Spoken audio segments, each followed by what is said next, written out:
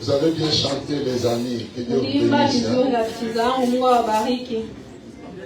Amen. Amen. J'ai longtemps erré sans guide, altéré des vrais bonheurs. Mais hélas, on peut chanter ça?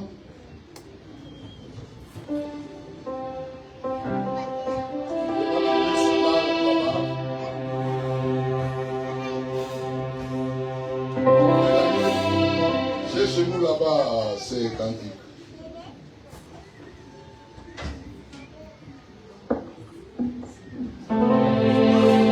J'ai longtemps erré sans guide, altéré des vrais bonheurs.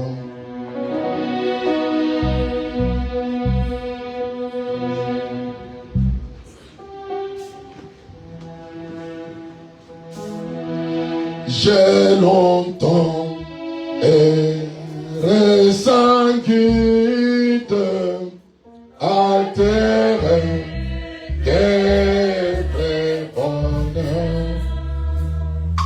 Mais hélas, mon cœur à vie ne trouvait que la douleur.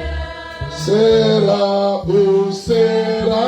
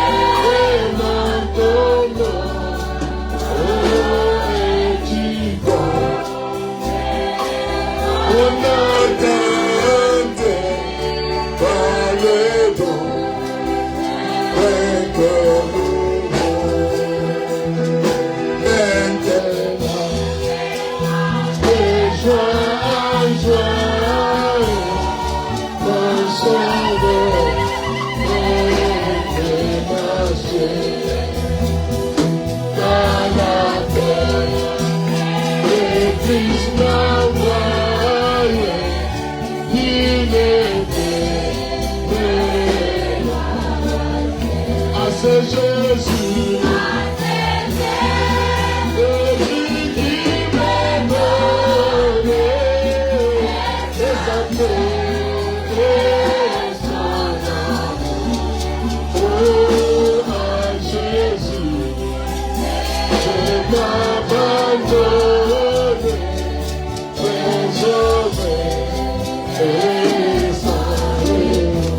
C'est Jésus.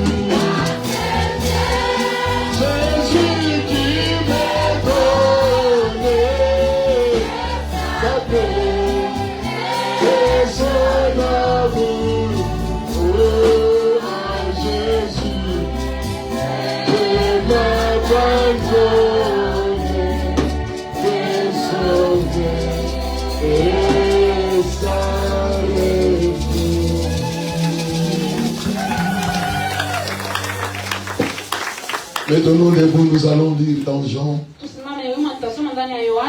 Jean chapitre 1. Jean chapitre 1.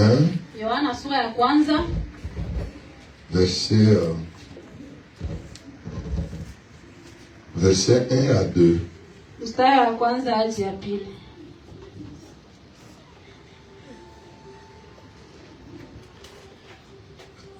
Au commencement était la parole.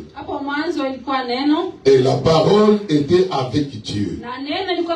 Et la parole était Dieu. Elle était au commencement avec Dieu. Vous pouvez vous mettre.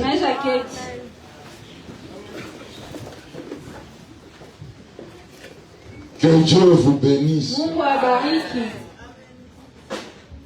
Le prophète William Branham dit, la plus grande de toutes les révélations qui existent,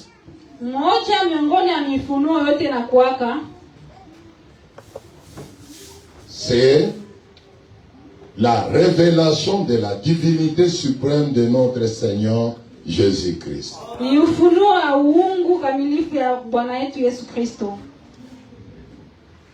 Élie, je veux savoir, est-ce que ça donne bien avec toutes les lampes ici? Ça donne bien l'image? Que Dieu vous bénisse. Il dit même pour entrer dans l'eau de baptême, tu es censé connaître qui est Dieu. Que Dieu vous bénisse. Amen. Amen. Même Jésus au temps de la Bible, Jésus quand il marchait là-bas en Galilée, il a dit, pour avoir la vie éternelle, il faut connaître le vrai Dieu. Et c'est celui-là ou l'homme que le vrai Dieu a envoyé. Donc, la vie éternelle, il y a deux éléments. Connaître le vrai Dieu et c'est lui que le vrai Dieu a envoyé.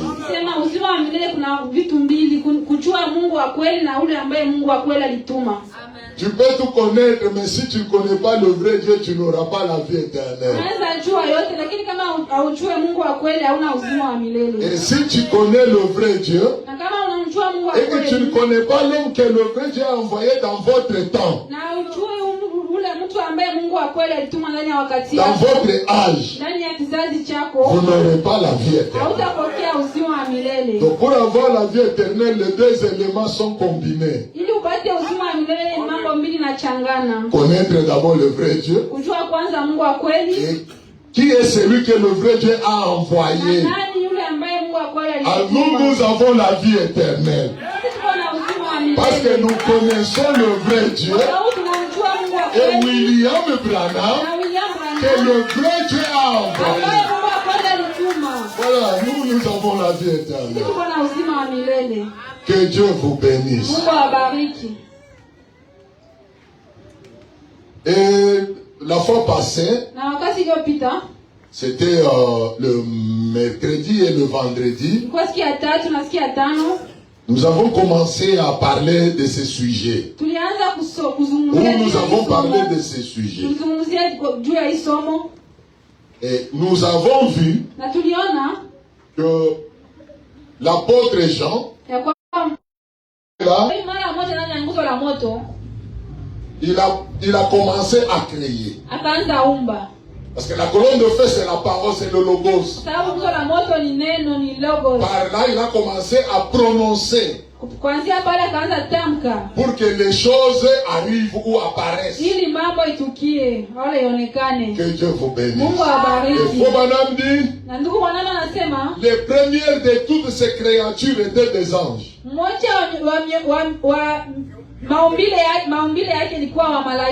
Les anges étaient créés en première. Les êtres surnaturels. Et les anges, quand ils sont apparus, ont commencé à l'adorer. C'est alors qu'il est devenu Dieu. Il n'était pas Dieu avant l'apparition des anges. Il n'était pas Dieu. Il est devenu Dieu quand les anges sont apparus et ont commencé à l'adorer. C'est alors qu'il est devenu Dieu. C'est là où Jean commence son chapitre, Jean chapitre 1. C'est là où Jean commence. C'est là où Jean dit, au commencement était la parole. Le commencement dont il dit là, c'est le commencement du temps. Quand le temps a commencé, il y avait la parole. Que Dieu vous bénisse. Et la parole était avec Dieu. La parole était avec Dieu. Pourquoi? Parce que Elohim était parti se cacher dans la parole, dans le logos. C'est pourquoi il dit la parole était avec Dieu.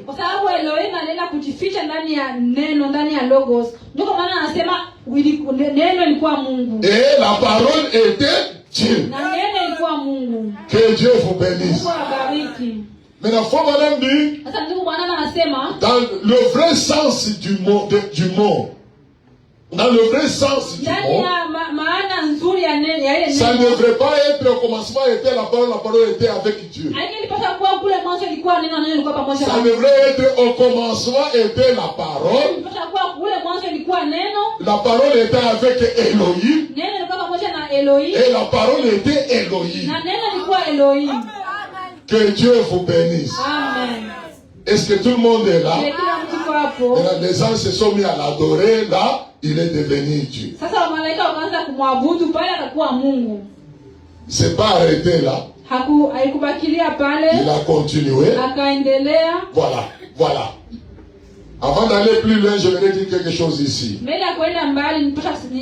C'est Logos ici qui est la colonne de feu. C'est Logos ici.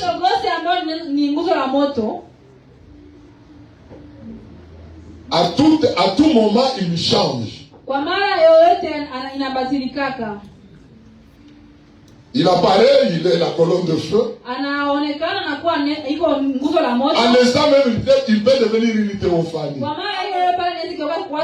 Et encore la colonne de feu, encore la théophanie, encore la colonne de feu, encore la théophanie.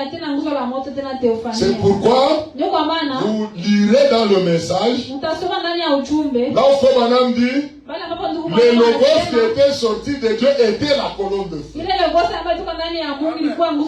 quelque part, ailleurs il dit, le logos qui était sorti de Dieu était une théophanie. C'est la même chose. Que Dieu vous bénisse.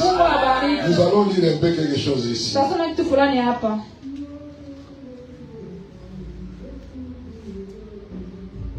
Nous pouvons lire ici.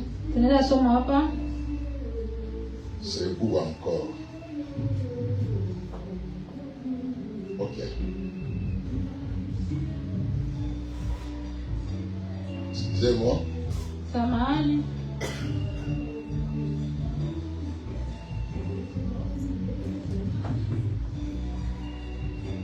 Vous devez naître de nouveau. Paragraphe 87. Il a prêché ça de 19, 6, 58. Non pas nous devons aller à une boîte de nuit. Là il parle dans le jardin d'Éden comment Ève et Adam, comment ils vivaient, comment ils adoraient Dieu. Il dit ce n'était pas que quand c'est le soir, Adam dit à Ève, allons dans une boîte de nuit. Ce n'était pas comme ça, mais il disait à Ève, allons adorer Dieu. Ah,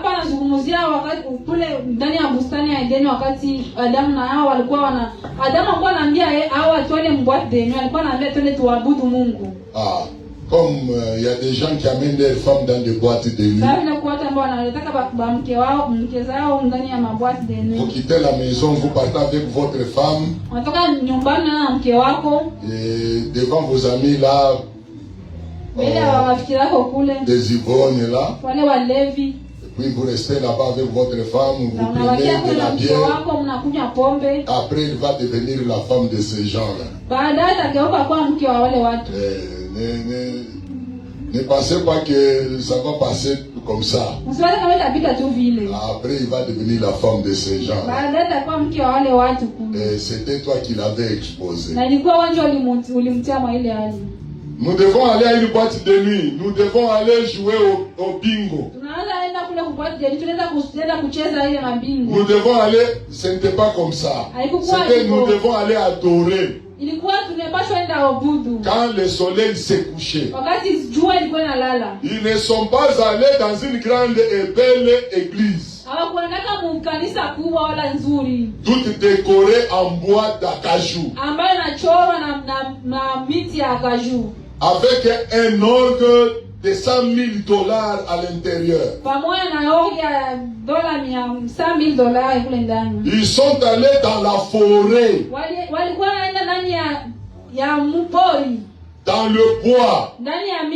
Et peut-être que c'est Logos qui est sorti de Dieu. Disons que cela était sous la forme d'une colonne de feu. Un anneau. Je peux bien voir cela suspendu dans le buisson.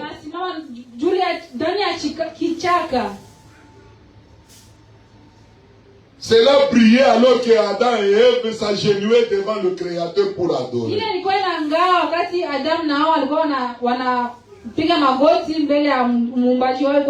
Suivez.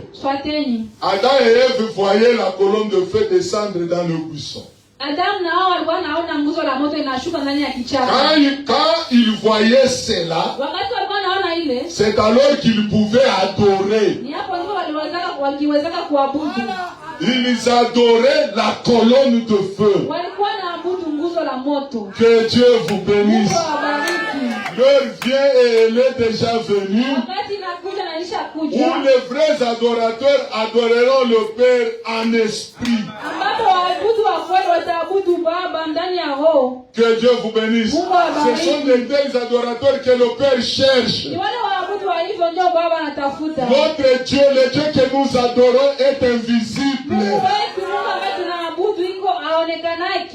Amen, amen. Ce n'est pas un homme. Ce n'est pas un bois. Que Dieu vous bénisse. William Branham adressait ses prières à la colonne de feu. Est-ce que tout le monde est là? Amen. Amen. Ah, là, il a dit que la colonne de feu, le logos qui était sorti de Dieu était la colonne de feu. Et là, ici, il dit, dans ce message, il a vu. Il a prêché ça le 2, 6, 57. Hein? Bon. Paragraphe 22, il dit ceci. Fermons nos yeux pendant un moment vis-à-vis de nos imaginations. Et retournons loin dans le passé. Dans le avant qu'il y ait eu quoi que ce soit. La grande fontaine de toute l'éternité était cet esprit d'amour, de joie, cet esprit d'honnêteté, cet esprit de vérité, dans cette perfection. Et ensuite, de l'existence du Père est sorti le Logos, lequel était le Fils, lequel était la théophanie. Là, nous avons lu avant, il dit le Logos c'est la colonne de feu. Ici, il nous dit le Logos c'est la théophanie. Ce n'est pas une contradiction. Le Logos, la colonne de feu, le Logos, la théophanie. C'est une même et seule personne. La théophanie devient la colonne de feu, devient aussi la colonne de feu, la théophanie, la colonne de feu. Que Dieu vous bénisse. Frère Branham dit ceci. Au moment de commencer la campagne pour conquérir la terre promise, le Canaan,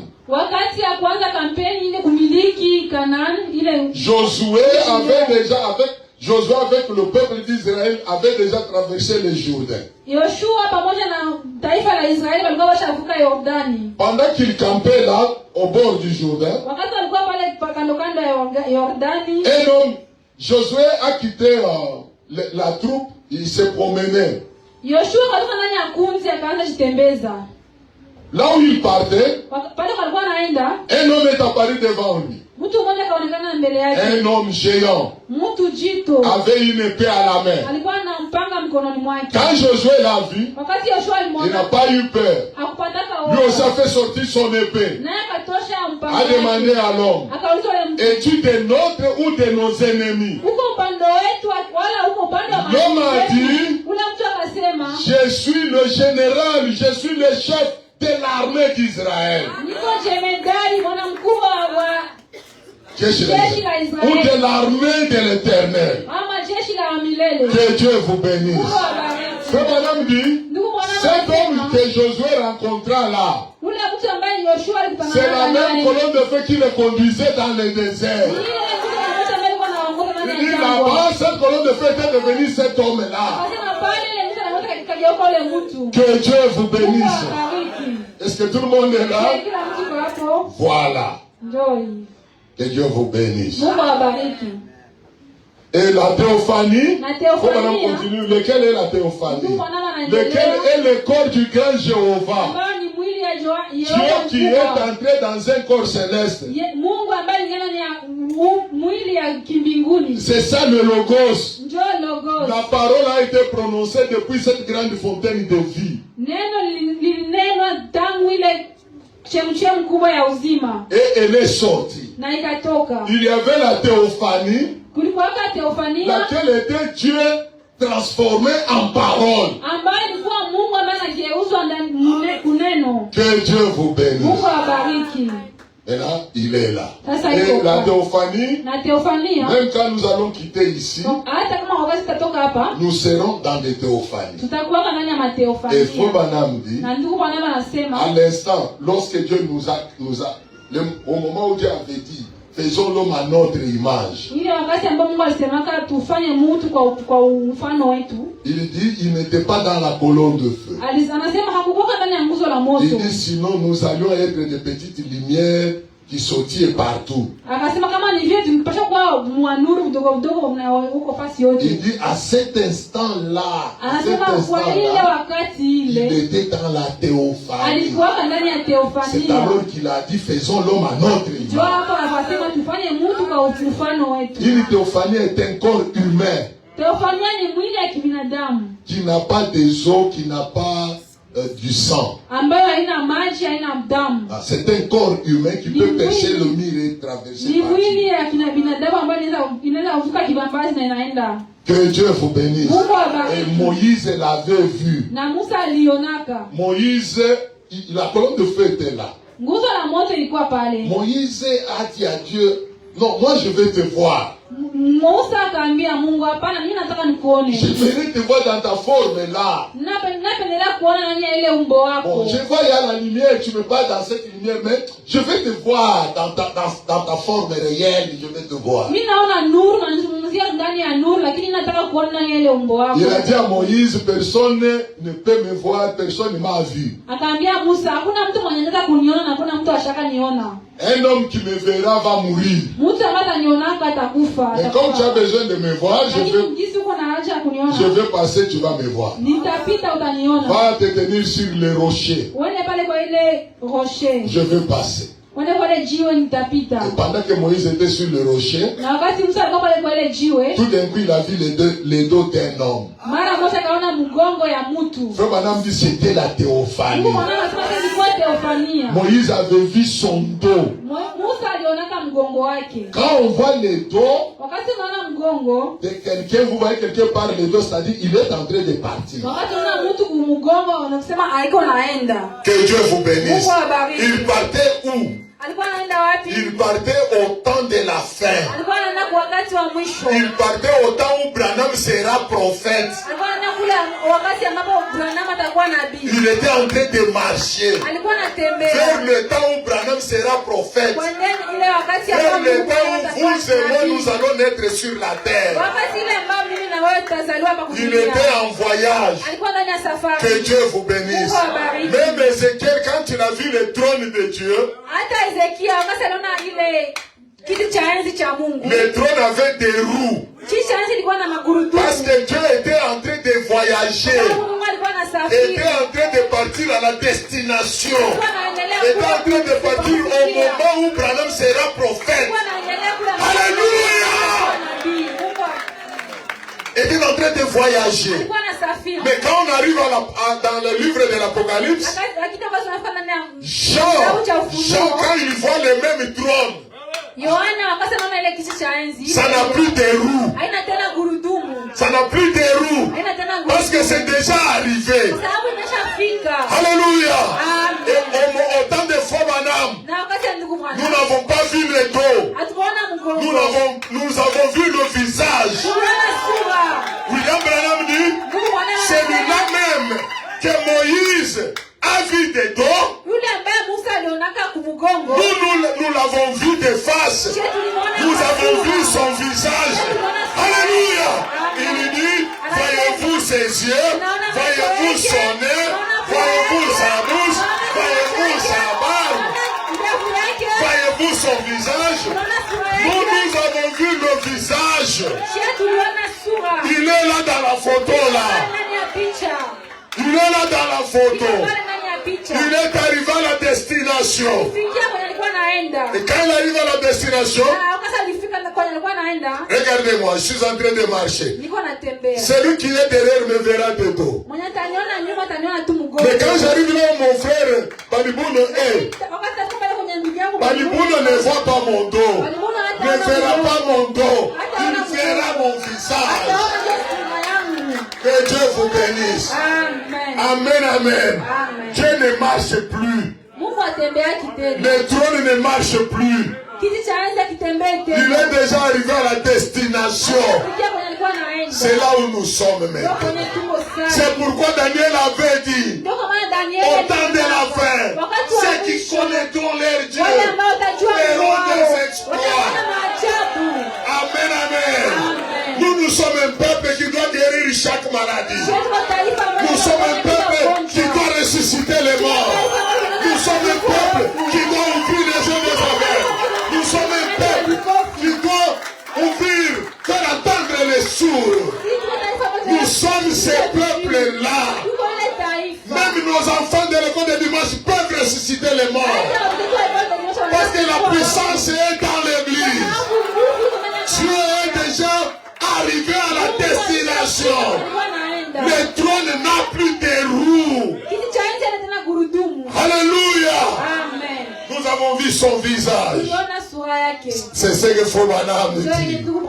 Je vais vous lire quelque chose ici. Fobanam dit, le Dieu qui est riche en miséricorde. Ici, paragraphe 73.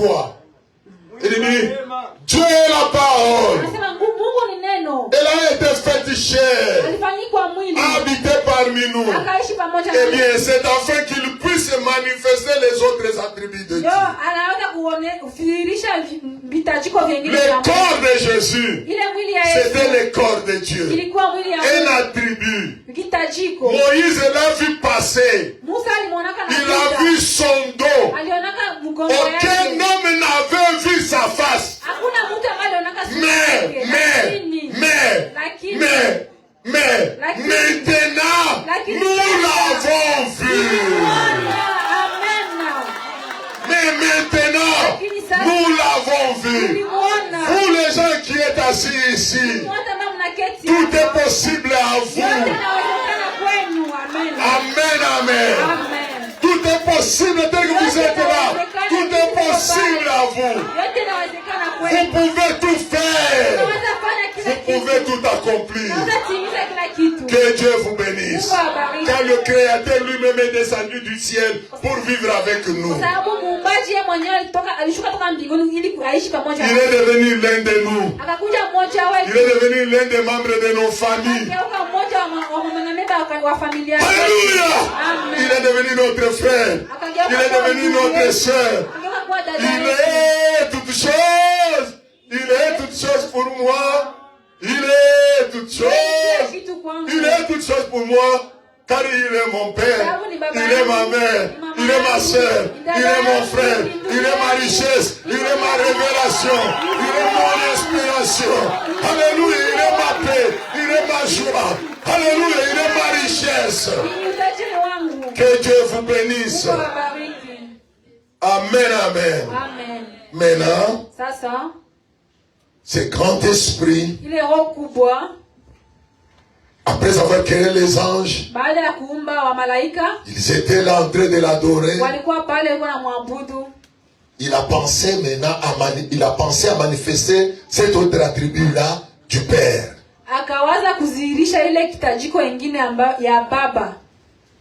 Et il a créé l'homme. Il est devenu ce père-là. Une fois que l'homme était là, il n'était plus Elohim. Il est devenu Jéhovah. Il a arrêté d'être Elohim. Il est devenu Jéhovah. Jéhovah, ce qui signifie, ou qui veut dire Dieu avec sa famille. Ah, maintenant là, il est Dieu parce que les adorateurs sont déjà là. Il est Dieu. Et quand, après avoir créé l'homme, il est devenu le père, le papa de l'homme. Que Dieu vous bénisse. Il a manifesté l'attribut là du Père. Et dans cet attribut, il est devenu Jéhovah, ce qui signifie Dieu avec sa famille. Cette fois-ci, il a une famille. Il est Jéhovah. Dieu avec sa famille. Que Dieu vous bénisse. Jéhovah Père. Dieu avec sa famille. L'épître aux Éphésiens est comparable au livre de Josué. Paragraphe 99. Permettez-moi d'aller plus loin. De revenir en arrière. Genèse 1, 26. Je vais reprendre cela mercredi. Quand Dieu a fait l'homme, avant de faire l'homme, il s'appelait Ela Elohim. Ce mot veut dire en hébreu celui qui existe par lui-même. Absolument par lui-même. Rien n'existait avant lui. Il était toute l'existence qu'il n'y ait jamais eu. C'est lui qui existe par lui-même. Elle est là Elohim. Ce qui veut dire c'est lui qui se suffit en tout. Yule ambaye inamaanisha yule ambaye anajitosheleza ndani ya yote. Et qui peut tout. Na anaweza yote. Le tout puissant. C'est lui qui existe par lui-même. Yule ambaye anakuwa kwa ajili yake. Amen. Amen. Et pourtant nous existons par lui. Japokuwa tuko kwa nous existons par lui. Kwa ajili yake. Branham a existé par lui. Branham alikuwa kwa ajili yake. Lui existe par lui-même. Lakini yeye anakuwaka kwa ajili yake. Voilà notre Dieu. Voilà le Dieu que nous adorons. Que Dieu vous bénisse. Mais dans Genèse 2, quand il a fait l'homme, il a dit, je suis Yahou. Yahou. Je suis Jouvu. J-U-V-U. H. Jaouz. Jéhovah. Qu'est-ce que ça voulait dire? Je suis celui par qui existe toutes choses. J'ai créé quelque chose à partir de moi-même pour en faire mon fils. Ou un petit moi-même. Et un petit moi-même. Donc quand je vous regarde, il dit un petit moi-même. Amen. Amen. Quand vous passez sur la route, il vous regarde, il dit un petit moi-même. Alléluia. Amen. Amen. Un petit moi-même.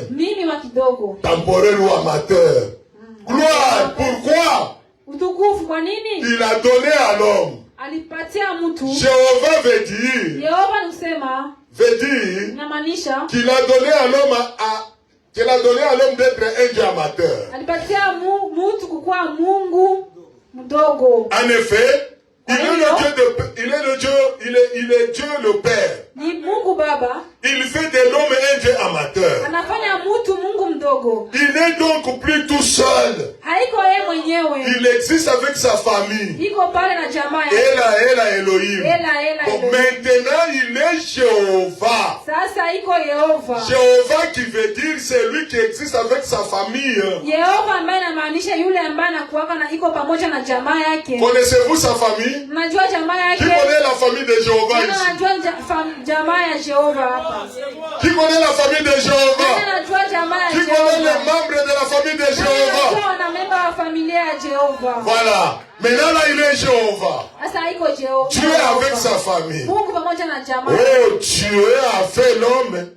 Oh Dieu a fait l'homme pour que ce dernier domine sur toute la terre. Il avait l'autorité. L'homme dominait sur la terre. Et c'est conforme aux Écritures. Donc, si c'était sa propriété, il était le Dieu de la terre. Il pouvait parler. Et ce qu'il disait s'accomplissait. Il pouvait prononcer telle chose. Et ça arrivait. Oh, mais voilà. Dieu Jéhovah, c'est lui qui une fois existait par lui-même. Mais maintenant, il existe avec sa famille. Il est avec ses enfants. Voilà. Que Dieu vous bénisse. Amen. Amen. Alors, maintenant, depuis la création d'Adam, dans tout l'Ancien Testament, il était Dieu le Père. Dans la colonne de feu. Il pouvait devenir théophanie. Il était Dieu le Père. Pendant tous ces temps-là. Il a conduit les enfants d'Israël en étant dans la colonne de feu. La première fois qu'il est apparu dans la forme de la colonne de feu devant les hommes, pour la première fois c'était avec Moïse.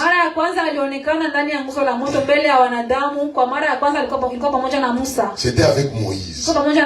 La colonne de feu, quand nous parlons de la colonne de feu, mes amis, ne soyez pas portés à croire qu'il y a vous avez la colonne de feu, maintenant il y a Dieu quelque part ailleurs. Quand vous avez la colonne de feu, c'est tout Dieu que vous avez. La colonne de feu, c'est le logos, c'est le corps. Il est dans la colonne de feu. C'est son masque. Je ne sais pas si je peux voir ça ici. Que Dieu m'assiste. Voilà, je peux trouver ça ici.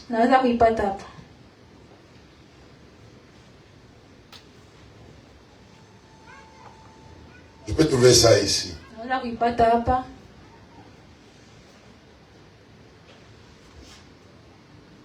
Tu peux me donner ça qui est là? Daniel, tu peux aller là-bas, chercher ça dans... et tu vas projeter à partir de là. Ou bien je lis directement ici. Pour gagner du temps. Les sons confus. Il dit, il a prêché ça en 1960. Le 18-12-60. Paragraphe 398. Il a ôté son masque de la colonne de feu. Et il est devenu quoi? Un homme pour ôter les péchés. Faut madame dit la colonne de feu c'est quoi? Son masque. Son masque. Qui est ce Melchisedec, paragraphe 43. Il a prêché ça le 21-2-65. Quelque chose glorieuse. Dieu. Un morphée. Masqué dans une colonne de feu. Dieu est masqué dans quoi? La colonne de feu c'est son masque. Donc, quand vous avez la colonne de feu, c'est tout Dieu que vous avez. Est-ce que tout le monde est là? Ce qui m'amène moi, c'est ce qui m'amène moi à prier devant la colonne de feu. Cette photo que vous voyez là n'est pas la photo de Frère Branham. Les prédicateurs vous trompent. Les pasteurs vous trompent. Ils vous disent ça c'est la photo de Frère Branham. Pourquoi prier devant la photo de Frère Branham? C'est de l'idolâtrie. La photo ici n'est pas de Frère Branham. Ça c'est la photo de l'ange du Seigneur. C'est la photo de la colonne de feu. Je vous dis la vérité. Et cette colonne de feu est avec nous en ce moment. Si tu peux croire, cette colonne de feu guérit chaque maladie. Cette colonne de feu donne solution à n'importe quel problème. Cette colonne de feu fait marcher les boiteux. Cette colonne de feu ressuscite les morts. Cette colonne de feu connaît ce que vous pensez dans votre cœur. Cette colonne de feu, que Dieu vous bénisse. Dieu masqué dans la colonne de feu.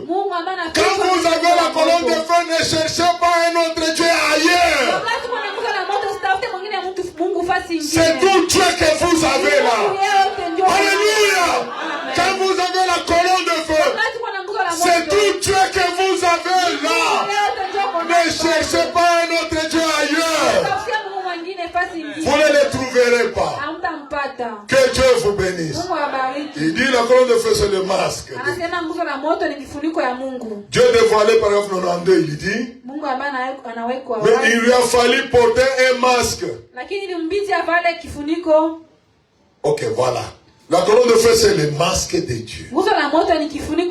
C'est le voile de Dieu. C'est le voile de Dieu. Et Dieu change de voile.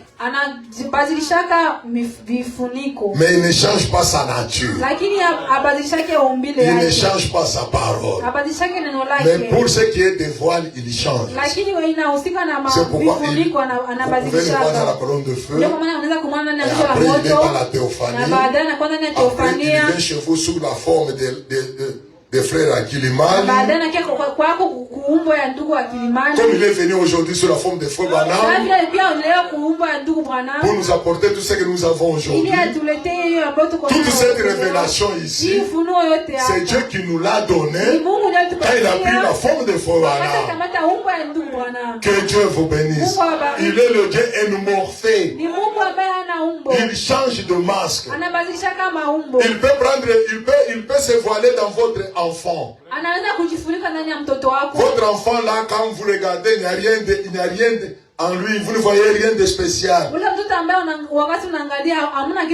un certain matin, Dieu peut venir se cacher dans votre enfant là. Et il vous parle au travers de votre enfant, vous négligez. Et vous sortez, vous partez comme ça, pouf, un accident. Et pourtant, Dieu vous avait averti au travers de l'enfant, vous n'avez pas su. Il est émorphé, il change de masque comme il veut. C'est à ce moment il vous parle au travers de votre pasteur. Il est émorphé. Alléluia. Quelquefois il nous donne la nourriture à la table sous la forme d'une sœur, sous la forme de votre propre femme. Dieu place la nourriture à table pour vous. Vous voulez manger quand vous voulez manger, vous dites quoi? Merci Seigneur de m'avoir donné cette nourriture. Qui l'a déposé à la table? Qui l'a déposé là à votre table? Vous avez vu la volonté de venir avec des assiettes mettre à la table, sur la table. C'est votre femme là avec ses pagnes là, sa robe là vient. Dieu est tellement merveilleux. Il change de masque. C'est pourquoi vous devez toujours être attentif. Quand une personne gentille vous parle, une personne qui est gentille, il se met à vous parler. Il dit vous devez être attentif. Peut-être ce sera Dieu qui vous parle. Que Dieu vous bénisse. Alors tout ce temps-là, c'était la colonne de feu. Dans le désert, il a conduit Israël en étant dans la colonne de feu. Ils ont fait 40 ans dans le désert. Pour vous montrer le pouvoir qu'a la colonne de feu. Non, je vais vous montrer le pouvoir qu'a la colonne de feu. Ils étaient 2 millions. 2 millions sans compter les femmes et les enfants. Les adultes étaient 2 millions. Sans compter les enfants et les femmes. Que Dieu vous bénisse. Mais cette petite colonne de feu que vous voyez là sur la photo a nourri ces gens-là pendant 40 ans. A nourri ces gens-là pendant 40 ans. À combien plus forte raison vous êtes à 4 dans votre maison, ta femme,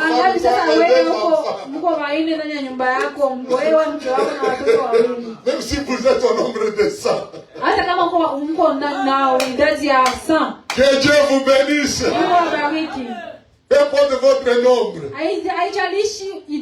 Dieu nourrit ses enfants. Amen. Il a nourri plus de 2 millions. Pendant 40 ans. Il était lui-même PAM. Il était lui-même Croix-Rouge internationale.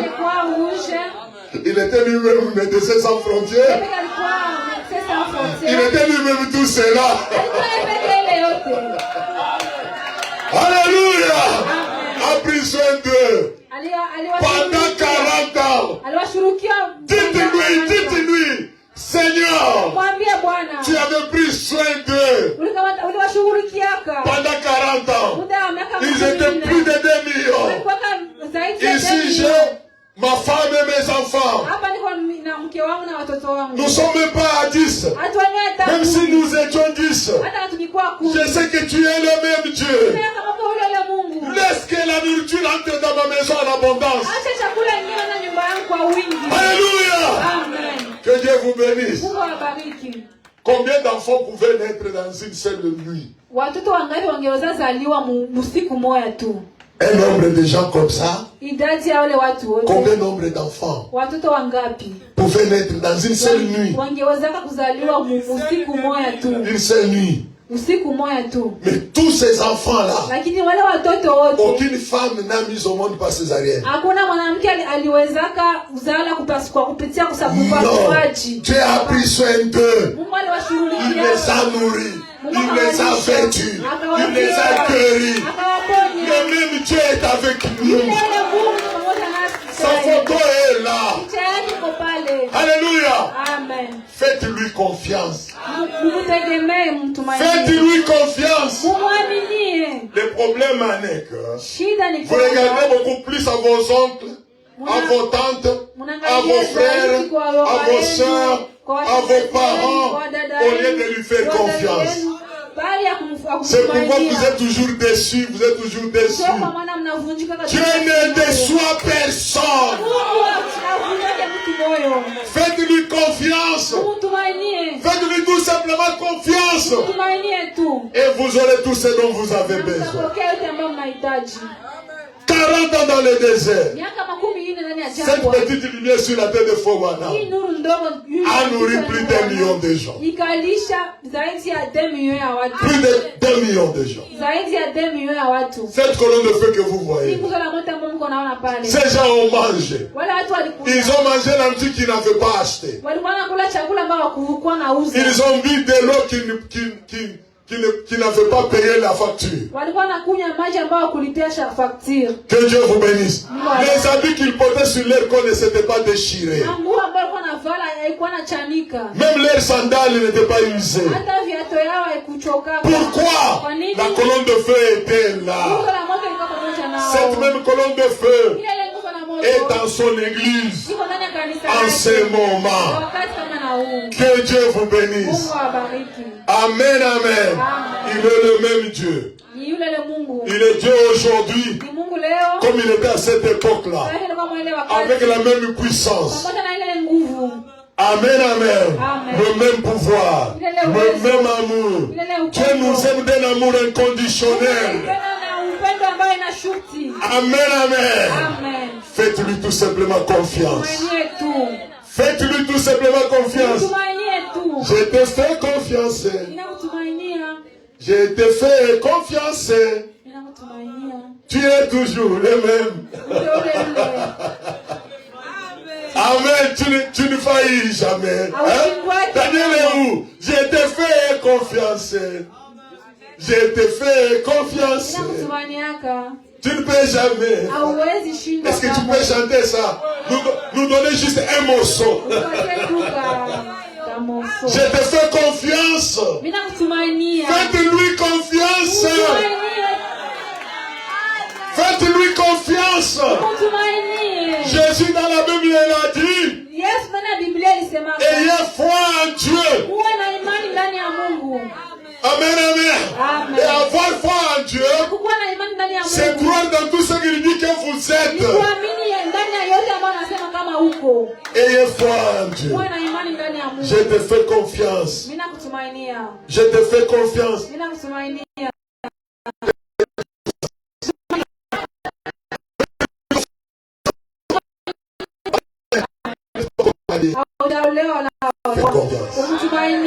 Vous avez besoin d'enfants ou des enfants. Faites-lui confiance. Vous avez besoin de beaux habits. Faites-lui confiance. Amen, amen. Lui qui nourrit les oiseaux du ciel. Lui qui vêtit les lys des champs. À combien plus forte raison vous êtes sa famille. Et laissez-moi vous dire une chose. Dieu ne nourrit pas un oiseau qui reste dans le nid. Il nourrit l'oiseau qui sort. Il sort de son nid. Là où il part, c'est alors qu'il va ramasser des graines des haricots, du riz. Et c'est comme ça que Dieu nourrit. Hapana unawakia mbimakanisa mnajifungia milango. Babe tulishe ulilishaka Israeli mtakufa na njala mle ndani. Mtakufa na njala mle ndani. Dieu nourrit un oiseau qui sort de son nid. Et vous sortez le matin, vous quittez votre nid. Hey, hauna pesa unalala mpaka 9h. Hauna pesa. Unabakia mkitanda mpaka 9h. Simuelewe. Hauna pesa. Munyumba hamuna chakula. Hata 6h nyumba unafanya mkitanda. Unafanya mkitanda. Wafani. Oh baba mimi naona nishaka ndege. Utakufa mule. Utunza ndege ndogo. Na mimi kaza. Usiwazia sema utabakia tu mwako kisha nakuleta chakula. Ile ndege ndogo inatokaka kwanza asubuhi. Inatoka inaenda. Kisha kwenye inaenda unajisi Mungu anafanyaka. Mama bako kunani. Bako na nini mpunga. Kisha banakushangisha tumambegu. Mungu jana tumanga bangushe tumambegu. Juma ndege itakuya kula. Unaona? Ulikuwa unaenda munjia, unatokea mkununua mchele, unachikoa na inamwangika. Unalokota na utamaliza hiyo. Juu tumambegu tuini tubakie pale. Mandege ikwe kula. Sasa wewe unabakia mnyumba. Unachikombare na ndege. Benzako bandege wanatoka. Sasa unabakia mnyumba. Kama uko mnyumba uko mkartie. Mkartie mwenyewe unaona Mungu mronga. Messi. Ronaldinho. Cristiano. Neymar. Ndio mwenyewe mko hapo. Unayo Bakambu imasiku. Ana ekipe imasiku. Ndio mwenyewe Mungu mnaongea. Bandege benzenu beko kule. Ndio nenda na tembea. Mule mkutembea mule. Atakutana munjia. Atakutana. Mule mkutembea yake. Atakutana fast mule vipeko kakazi. Anauliza na mimi siwezi kunani hapa. Ndio, dai tuko natafuta hata mawili hata matatu. Unaingia pale. Kama ni machuma unabeba. Kama ni makala unabeba. Magharibi unarudia na utunza ndege ndogo. Na mimi uko naimba na mfuko mko 1000 francs. Juu alikutunza kwenye ulieni. Kisha wewe unabakia uko nalala mwanaume hauna mnyumba mna bungo uko nalala neve. Uko nalala neve, uko unajigeuza mkitanda, mnyumba mna chakula. Que Dieu vous bénisse. Dieu aime les gens qui travaillent. Dieu aime les gens qui cherchent. Dieu aime ça. Même l'apôtre Paul a dit, tu ne travailles pas, tu ne marches pas non plus. Tu ne travailles pas, tu ne marches pas non plus.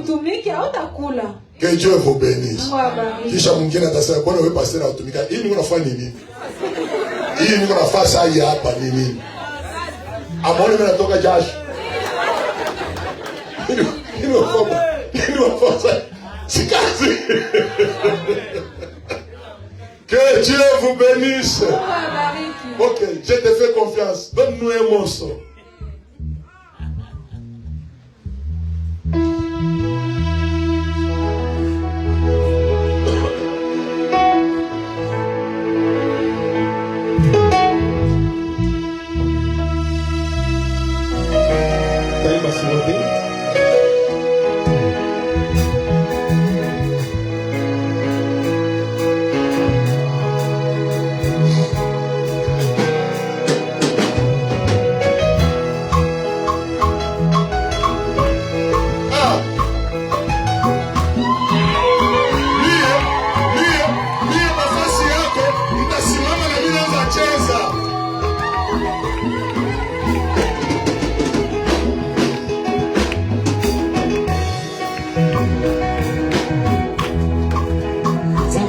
dit péché, tu m'as lavé, dans la boue de Saint-Paul, tu m'as donné le nom, marié sous contrôle, rien ne peut m'aimer, je suis sous l'abri du Dieu, même dans les choses, sans me donner, le silence des montées, c'est particulier absent. Il est le jour de beau toujours. Je le fais confiance et je sais qu'il va agir. Alléluia. Je te fais confiance, je te fais confiance. Oui, je te fais confiance. Oh, je te fais confiance. Et je te fais confiance. Tu n'as jamais failli. Oui, tu n'as pas failli. Devant la mer rouge. Tu n'as pas failli. Devant la tombe de Lazare. Tu n'as pas failli. Devant la vie de Jaïs. Tu n'as pas failli. Et tu ne failliras jamais. Alléluia. Je te fais confiance. Tu ne peux jamais. Je te fais confiance. Seigneur. Je te fais confiance. Je te fais confiance. Tu ne peux jamais. Je te fais confiance. Je te fais confiance. Je te fais confiance. Tu ne peux jamais. Je te fais confiance. Je te fais confiance. Je te fais confiance. Tu ne peux jamais faire. Acclamons pour le Seigneur.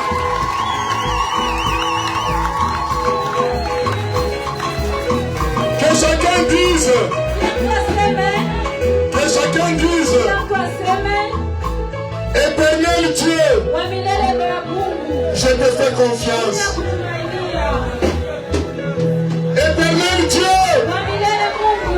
Je te fais confiance. Dites-le encore, éternel Dieu. Je te fais confiance. Amen, amen. Amen. Voilà. Il a conduit les enfants d'Israël. Quand ils avaient soif, il leur a donné de l'eau. Quand ils avaient faim, il leur a donné la nourriture. Quand ils étaient malades, il leur a guéri. Que Dieu vous bénisse. Madame dit, un enfant d'Israël, son père était parti au champ jusqu'à Moïse. L'enfant va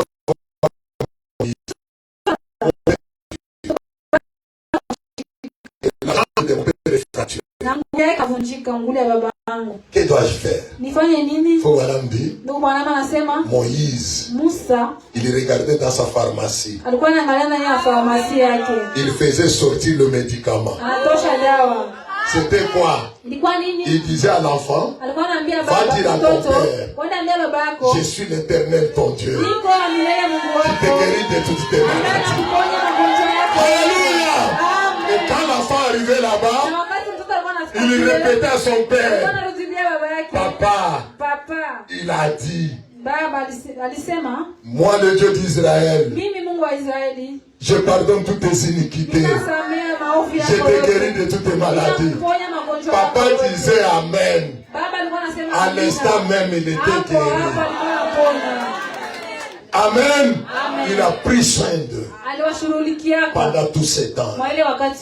Fobanam dit, de la même manière qu'il a conduit Israël dans le naturel, il conduit son église aujourd'hui. Et en lui, il avait un secret.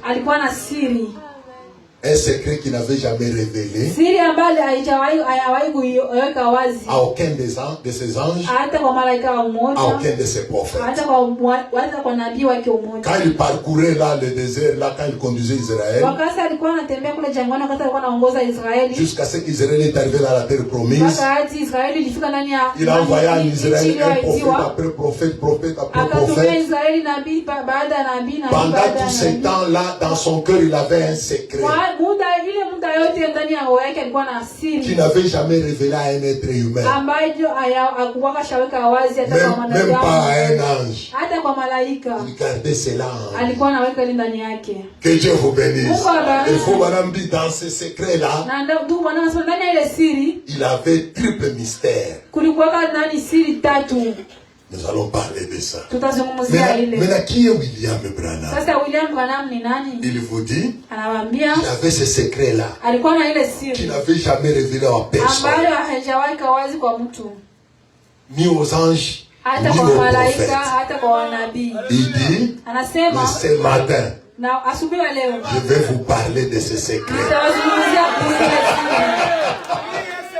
Qui est cet homme?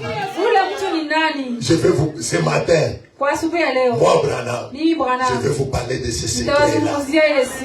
Que Dieu vous bénisse. Nous nous arrêtons par ici. Nous nous arrêtons par ici. C'est le mercredi que nous allons commencer à parler de ce secret-là, dans lequel il y a triple mystère. Donc vous là, vous êtes des personnes heureuses. Tous les grands prophètes de la Bible que vous lisez là, des choses qu'ils ne connaissaient pas, vous les connaissez. Vous êtes un peuple merveilleux. Que Dieu vous bénisse. Amen. Et c'est